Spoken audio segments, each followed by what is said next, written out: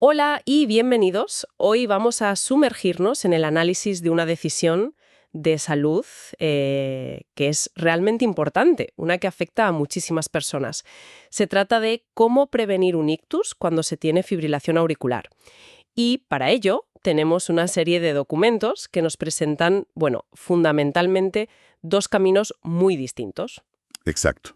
Por un lado, tenemos la vía que se ha seguido durante décadas, el tratamiento con warfarina, que muchos conocerán por su nombre comercial, Sintron. El de toda la vida. Ese es. Y por otro lado, una familia de medicamentos más recientes, los llamados anticoagulantes de acción directa.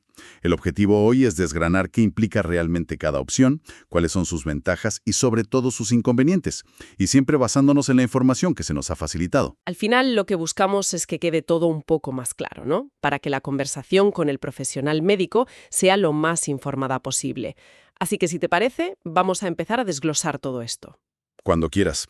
Comencemos por el camino más conocido, el de la warfarina. Me parece perfecto. La warfarina es, como decías, el tratamiento de toda la vida. Lo que más destaca en la información que manejamos es que, aunque es eficaz, exige una especie de pacto. Un compromiso por parte de la persona que lo toma. Un compromiso. Me gusta cómo suena eso. ¿A qué te refieres exactamente? Pues me refiero a que no es simplemente tomar una pastilla al día y ya está. Los documentos subrayan dos aspectos clave. El primero es la necesidad de análisis de sangre periódicos. Esto es clave, para afinar la dosis y asegurarse de que el efecto es el correcto. Claro, ni mucho ni poco. Exacto. Porque ambos extremos son peligrosos. Si la sangre está poco anticoagulada, no se previene el ictus. Si lo está demasiado, el riesgo de hemorragia aumenta muchísimo. Entiendo. Es una vigilancia constante, entonces. Implica visitas regulares al centro de salud, supongo. Eso es.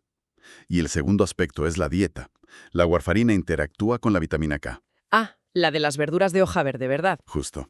Las espinacas, la col. No se trata de no poder comerlas, como a veces se cree, sino de mantener un consumo estable. Un cambio brusco en la dieta puede desajustar por completo el efecto del medicamento. Vale. Entonces, las ventajas son claras. Los médicos la conocen a la perfección, llevan décadas usándola, y como señala la tabla comparativa que tenemos, es muy barata. Se habla de unos $100 al año. Parece una opción muy sólida. ¿Lo es? En los inconvenientes. Has dado en el clavo. Y los inconvenientes no son solo esa necesidad de control que mencionábamos, que ya de por sí puede ser una carga. El punto más delicado, y donde la información que tenemos es muy específica, es en el perfil de riesgo. A ver, todos los anticoagulantes aumentan el riesgo de sangrado. Es inherente a su función. La pregunta es, ¿dónde? ¿Cómo que dónde? ¿No es un riesgo general? No exactamente. Y aquí es donde la decisión se vuelve más compleja. Con la warfarina, lo que señalan los estudios es que el riesgo de sufrir una hemorragia digestiva, en el estómago por ejemplo, es menor. Sin embargo, y esto es muy importante, el riesgo de sufrir una hemorragia cerebral es mayor que con los fármacos nuevos. Un momento, ¿me estás diciendo que el tratamiento de toda la vida tiene un riesgo mayor precisamente en el cerebro, que es lo que más asusta a cualquiera? Suena contraintuitivo, lo sé, pero es lo que la evidencia muestra. Las cifras que tenemos son bastante claras. A ver, De cada 1000 personas que toman warfarina durante un año, aproximadamente 12 podrían sufrir una hemorragia de este tipo. Es una cifra que, aunque parezca pequeña, es el doble que se observa con las alternativas más modernas. ¿el doble? Sí. Y ese dato, para muchas personas, es el factor decisivo. Entiendo. Entonces, con la warfarina tenemos un camino muy conocido, fiable, barato, pero con muchos deberes, por así decirlo, y con ese riesgo cerebral que hay que tener muy presente. Exacto. Supongo que es precisamente para evitar esos deberes y modular ese riesgo que aparecieron las nuevas opciones, ¿no? Justamente. Los nuevos fármacos, los documentos mencionan 4. Apixaban, dabigatran, edoxaban y rivaroxaban, pues nacen para solventar esos dos grandes inconvenientes. Y aquí es donde, al leer los papeles, pensé, claro, esto lo cambia todo. De repente desaparecen los análisis de sangre, las preocupaciones por si hoy he comido espinacas. Suena casi como pasar de un teléfono fijo a un móvil, ¿no? Es una analogía excelente. Para muchas personas supone exactamente eso. Una liberación. Imagina a alguien que viaja mucho, o a una persona mayor para quien cada desplazamiento al centro de salud es un esfuerzo. Uf, sí. La comodidad de no requerir esa monitorización constante puede suponer una mejora inmensa en la calidad de vida. Y en cuanto a su eficacia para prevenir el ictus, los datos indican que son igual de eficaces o incluso ligeramente superiores a la warfarina. Y al mirar la tabla, veo la primera y es enorme. El precio. Efectivamente. El coste es la primera gran contrapartida. Estamos hablando de pasar de unos $100 al año a cerca de $3.500. Es una barbaridad de diferencia. No es una pequeña diferencia. Es un factor que directamente puede excluir a una parte de la población o que obliga a tomar decisiones económicas muy serias. Es una barrera muy real. Y supongo que el precio no es el único inconveniente. Si antes hablábamos de que el riesgo de la warfarina estaba más localizado en el cerebro, ¿qué pasa con estos nuevos fármacos? Pues aquí encontramos la segunda gran contrapartida, que es como la imagen en un espejo de la warfarina. Si conectamos esto con la visión general, nos damos cuenta de que no se trata de que un fármaco sea más seguro en abstracto. Ah, no. No, se trata de una elección casi filosófica sobre el riesgo. ¿Qué da más miedo?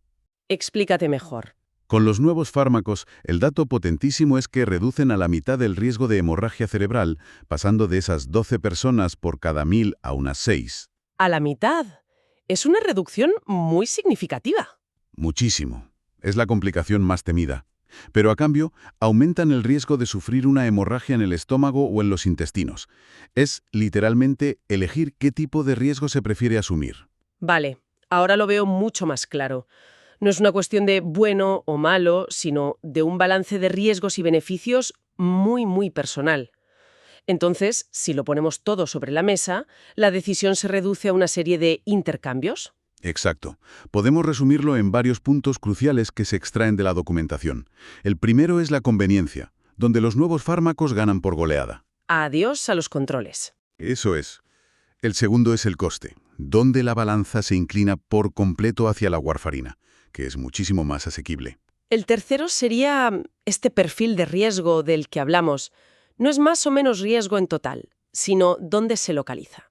Cerebro con la warfarina, aparato digestivo con los nuevos. Y ahí la elección dependerá del historial médico y de la percepción personal del peligro. Pero creo que en los documentos había un cuarto punto que a veces puede pasar desapercibido. Sí, y es uno que a mí me parece fundamental. Espera, este punto sobre la reversibilidad me parece clave, porque no es algo del día a día, pero si algo va mal, es lo único que importa. ¿Qué pasa si hay un accidente grave? ¿O se necesita una cirugía de urgencia y hay que detener el efecto anticoagulante de inmediato? Has puesto el dedo en la llaga. Este es un escenario que los equipos médicos consideran muy seriamente. Para la warfarina, al llevar tanto tiempo en uso, existen métodos muy conocidos y rápidos para revertir su efecto, principalmente con vitamina K. Y de los nuevos fármacos, el dabigatran también cuenta con un antídoto específico, un agente reversor. ¿Y los otros tres? Apixaban, edoxaban y rivaroxaban. Para esos tres, la información que tenemos indica que, a día de hoy, no se dispone de un medicamento de eficacia probada para revertir su acción con esa misma rapidez y especificidad. O sea que no es tan directo. No significa que no se pueda hacer nada en una emergencia, por supuesto, pero el proceso es menos directo que en los otros casos. Es una pieza más en este puzzle tan complejo. Queda claro que es una decisión con muchas capas, pero hay algo más que me llamó la atención al revisar el material, y es que esta decisión ni siquiera está disponible para todo el mundo. Hay casos en los que no se puede elegir. Así es, y es muy importante recalcarlo para no crear falsas expectativas. Los nuevos anticoagulantes no son para todos. Los documentos son muy claros al respecto y listan una serie de situaciones en las que la warfarina sigue siendo la única opción validada y segura.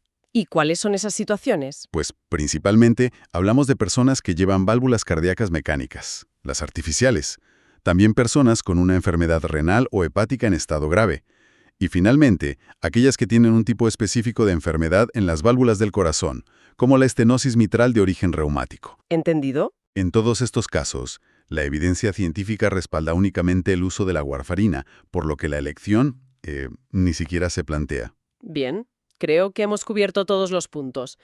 Si tuviéramos que resumir, diríamos que la información nos presenta un panorama donde no hay una respuesta fácil, ni una respuesta única. Para nada. Por un lado, tenemos la comodidad y la reducción del riesgo de hemorragia cerebral que ofrecen los nuevos fármacos. Y por otro, la enorme experiencia acumulada con la warfarina, su bajísimo coste y un menor riesgo de sangrados digestivos. Y eso se suma la tranquilidad de saber que su efecto se puede revertir de forma rápida y probada. Por lo tanto, la idea de que lo más nuevo es siempre lo mejor, aquí se desmonta por completo, ¿no? Totalmente. La elección, como se desprende de los documentos, es profundamente personal y debe ser guiada por un profesional médico que conozca el caso a fondo. Claro. Dependerá de la historia clínica, del estilo de vida, de la situación económica y, por supuesto, de la propia valoración que cada uno haga de los distintos tipos de riesgo. Cada persona es un mundo.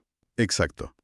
Una persona puede priorizar evitar a toda costa el riesgo cerebral, mientras que otra puede valorar más la seguridad de un fármaco con un largo historial o simplemente la asequibilidad. Para terminar, y después de analizar toda esta información, me queda una reflexión en el aire. Los documentos detallan las ventajas y desventajas médicas y económicas de una forma muy clara. Pero más allá de eso, la pregunta final es, ¿cómo se pondera el valor de la comodidad diaria frente a un perfil de riesgo diferente? Es la gran pregunta. Y, quizás más importante aún, ¿cómo podría cambiar esa valoración a lo largo de la vida de una persona, a medida que evolucionan sus circunstancias, su salud o sus prioridades? No parece una decisión que se toma una vez y para siempre, No, en absoluto. sino una conversación continua.